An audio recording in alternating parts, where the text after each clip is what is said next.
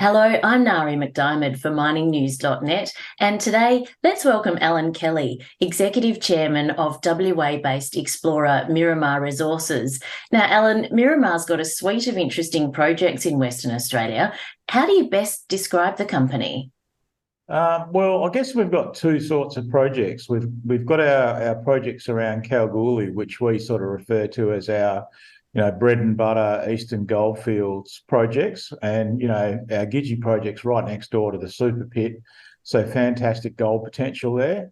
But our other projects are up in the north in the Gascoyne, and they're our sort of more high risk, high reward projects. So Whaleshark and Bangemall, they're a lot more early stage, but potentially the prize there is much greater. In the case of Whaleshark, we're looking for a big IOCG deposit, and at Bangemall, we're looking for a big, nickel-copper-PGE deposit, something like that, the West Musgraves or Nova or something like that. So they're quite different, and they're seasonal as well. Obviously, the stuff up north we try to work on in the cooler months, and then the projects around Kalgoorlie we can work on all year round. Well, if we take a look at two projects where I know there's a bit of focus at the moment, Allan, Whaleshark and Bangemall, can you run through the highlights of those for us? Yeah, so the Whaleshark project's quite exciting. I actually worked on the project back in the 1990s with Western Mining, and it was picked up at the time because it had similarities to the Ernest Henry IOCG deposit in Queensland. And so we'd done a bit of work back then, and then as what happens with companies, priorities change, and the project sort of got left behind. We picked it up in 2020 as part of our IPO, and have been pretty systematic with exploration there. And we think that every time we do a bit of work there, we get more indications that there could be a large iron oxide copper gold deposit hiding under the basin. So, we're looking for something like a Ernest Henry or a Carapatina or a Prominent Hill, that sort of style of deposit. And we've got all the ingredients so far that show that there could be a deposit hiding there. We've got a proterozoic granite, we've got iron-rich rocks. When we did our MMI surface geochemistry sampling, we got large copper, gold, silver, uranium, rare earth anomalies. Last year, we did some shallow air core drilling where we went down just to the base of the basin and touched the basement rocks, and we got copper and cobalt and silver and gold hits in that as well.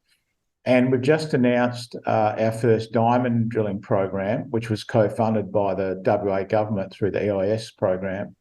And we did 3 holes testing a gravity anomaly beneath those air core and MMI anomalies. And 2 of those holes hit copper sulfide mineralisation in the form of chalcopyrite. So this is, clear evidence now that there is copper mineralisation here.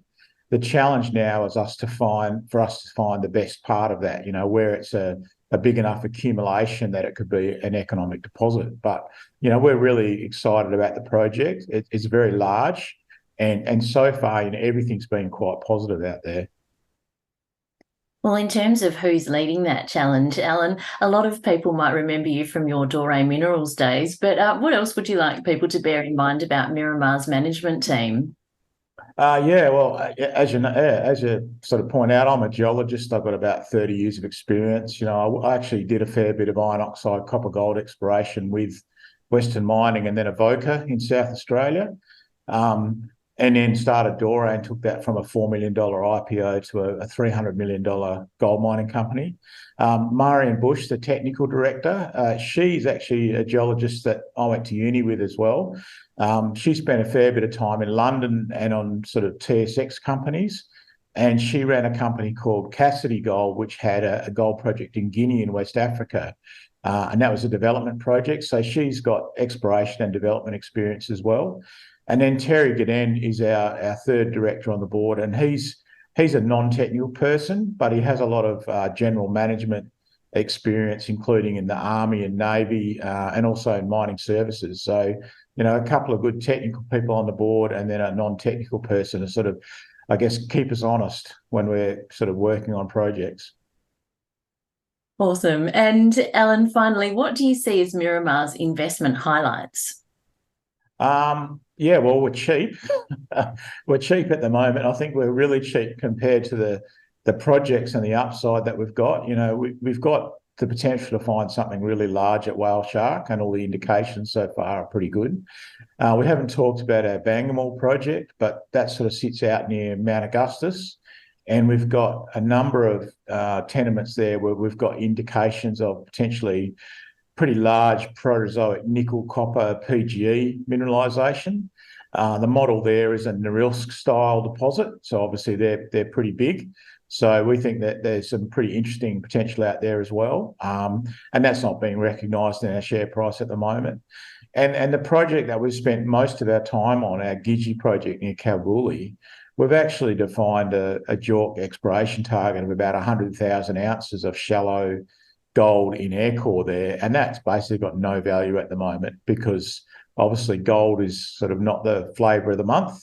But I think when gold comes back in favour, people look at that land position that we've got in between the Super Pit and Paddington and realise that there's a lot of potential in that project as well. So I think we're quite cheap, but we've got a lot of upside and create value very quickly for our shareholders on those projects. Well, Allan, thank you very much for taking the time to speak today. Good to talk to you. Great. Thanks very much.